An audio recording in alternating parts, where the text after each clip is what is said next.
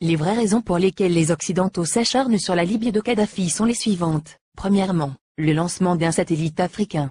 C'est Kadhafi qui offre à toute l'Afrique un satellite de télécommunication, et opère la première vraie révolution des temps modernes. Ce satellite appelé RASCOM assure la couverture universelle du continent, pour la téléphonie, la télévision, la radiodiffusion, et de multiples autres applications telles que la télémédecine et l'enseignement à distance.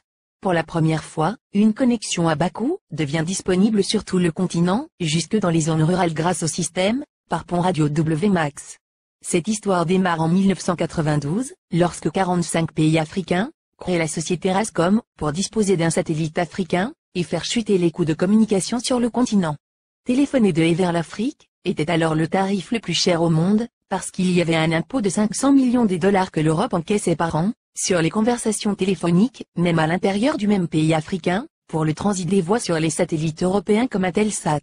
Un satellite africain coûtait juste 400 millions de dollars payables une seule fois, et ne plus payer les 500 millions de locations par an. Quel banquier ne financerait pas un tel projet?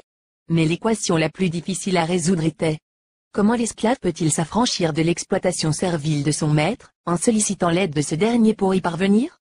Ainsi, la Banque mondiale, le FMI, les États-Unis, l'Union européenne, ont fait miroiter inutilement ces pays pendant 14 ans. C'est en 2006 que Kadhafi met fin au supplice de l'inutile mendicité. Aux prétendus bienfaiteurs occidentaux pratiquant des prêts à taux usuraires, le guide libyen a ainsi mis sur la table 300 millions de dollars, la Banque africaine de développement a mis 50 millions, la Banque ouest-africaine de développement, 27 millions, et c'est ainsi que l'Afrique a depuis le 26 décembre 2007 le tout premier satellite de communication de son histoire. Dans la foulée, la Chine et la Russie s'y sont mises, cette fois en cédant leur technologie, et ont permis le lancement de nouveaux satellites sud-africains, nigérians, angolais, algériens, et même un deuxième satellite africain est lancé en juillet 2010. Et on attend pour 2020, le tout premier satellite technologiquement 100% africain, est construit sur le sol africain, notamment en Algérie. Ce satellite est prévu pour concurrencer les meilleurs du monde, mais à un coût 10 fois inférieur, un vrai défi. Voilà comment un simple geste symbolique de 300 petits millions peut changer la vie de tout un continent.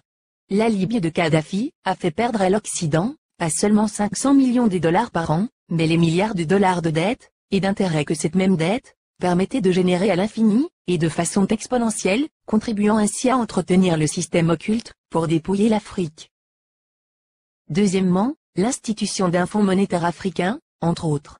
Les 30 milliards de dollars saisis par M. Obama appartiennent à la Banque centrale libyenne et prévus pour la contribution libyenne à la finalisation de la Fédération africaine à travers 3 projets phares. La Banque africaine d'investissement à Sirte en Libye. La création dès ce 2011 du Fonds monétaire africain, avec un capital de 42 milliards de dollars, avec Yaoundé pour siège.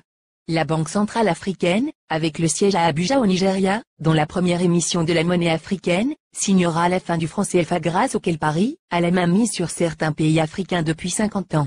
On comprend dès lors et encore une fois la rage de Paris contre Kadhafi. Le Fonds monétaire africain doit remplacer en tout, et pour toutes les activités, sur le sol africain du Fonds monétaire international, qui avec seulement 25 milliards de dollars de capital, a pu mettre à genoux tout un continent, avec des privatisations discutables, comme le fait d'obliger les pays africains à passer d'un monopole public vers un monopole privé. Ce sont les mêmes pays occidentaux qui ont frappé à la porte, pour être eux aussi membres du Fonds monétaire africain, et c'est à l'unanimité que le 16 au 17 décembre 2010 à Yaoundé les Africains ont repoussé cette convoitise, instituant que seuls les pays africains seront membres du Fonds monétaire africain.